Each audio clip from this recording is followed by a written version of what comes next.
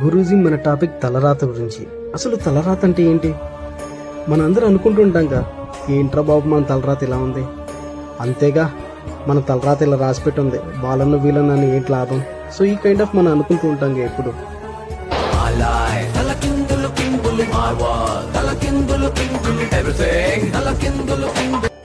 అయితే మనం పుట్టినప్పుడే భగవంతుడు మన తలరాత రాసింటాడు కదా, మరి మనం పూజలు ఎందుకు చేయాలి, దేవునికి దండం ఎందుకు పెట్టాలి, ఇలా చాలా మందికి డౌట్స్ ఉన్నాయిగా.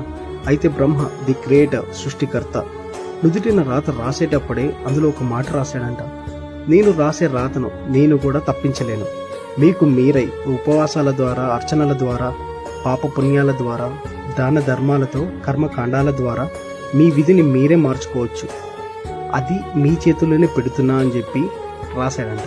ఇలా పురాణాల ద్వారా కూడా మనకి ఇన్ఫర్మేషన్ ఉంది. సో